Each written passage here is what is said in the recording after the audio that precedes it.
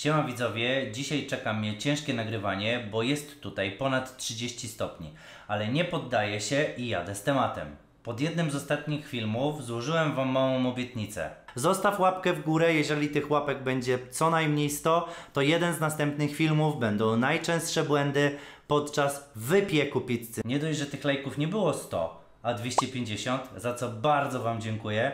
Więc nie ma innej opcji, jak dzisiaj nagranie dla was materiału, w którym podsumujemy sobie najczęściej popełniane błędy przy wypieku pizzy. Jeżeli nie jesteś zadowolony ze swojej pizzy, to dzisiaj ten film jest zdecydowanie dla ciebie. Pierwszy, podstawowy błąd, jaki popełniacie najczęściej w domach, to wypiekanie pizzy na nieprawidłowo nagrzanym piekarniku i kamieniu.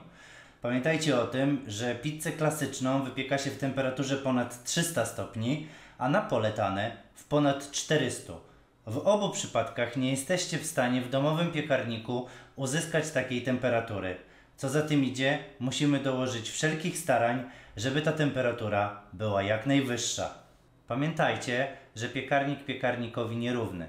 Co za tym idzie, każdy jest trochę inny i trzeba go dopasować do swoich potrzeb.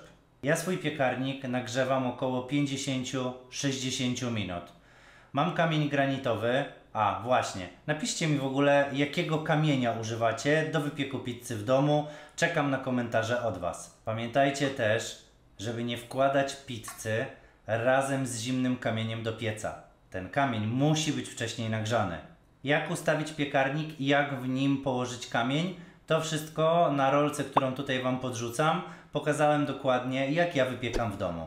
No dobra, jak już macie nagrzany piekarnik, nagrzany kamień i jesteście gotowi, żeby wrzucić do niego waszą pizzę, no to pojawia się problem, może to nie do końca jest błąd, ale problem, który generuje błędy, czyli brak łopaty.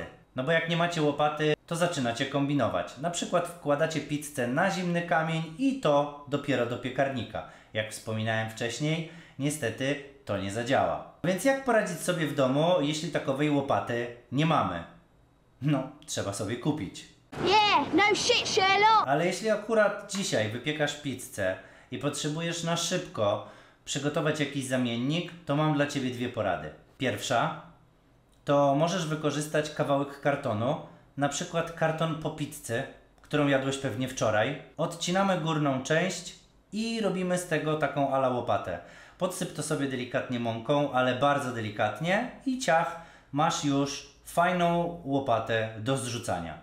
Drugim sposobem jest położenie pizzy na papierze i z tym papierem włożenie do gorącego piekarnika, ale tutaj do pomocy będzie potrzebna druga osoba.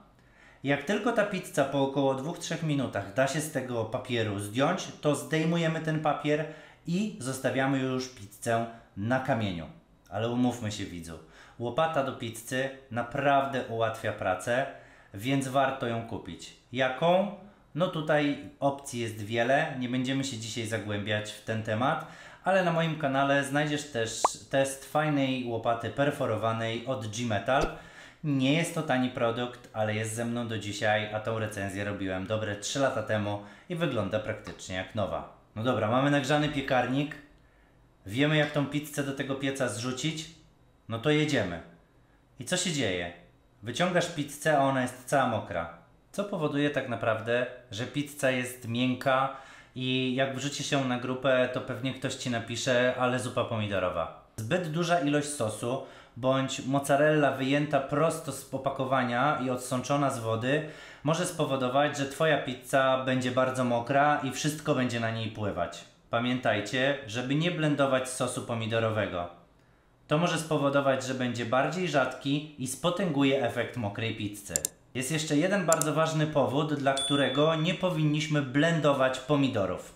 Jeśli wiesz, napisz mi w komentarzu, jestem ciekawy, czy masz rację. Mozzarella, szczególnie ta w kulce, jest maksymalnie zupogenna, więc taką mozzarellę musisz wcześniej odsączyć.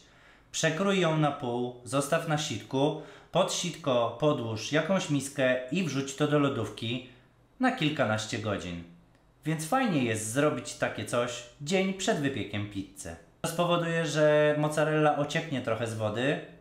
Możecie zobaczyć, ile wody zebrało się w misce. Gdyby nie ten zabieg, cała ta woda byłaby na pizzę. Kolejny błąd, jeśli wypiekacie w domowym piekarniku, to brak smarowania oliwą rantów ciasta. Jeżeli ranty nie będą posmarowane oliwą, to zrobią się takie bardzo chrupiące, wręcz twarde, niemożliwe do ugryzienia. Oliwa sprawia, że ranty są złociste i chrupiące, ale nie wyschnięte. Także warto to robić. Jeżeli wypiekasz w piekarniku, to dodaj także oliwę do ciasta. Około 15 g na kilogram mąki powinno wystarczyć.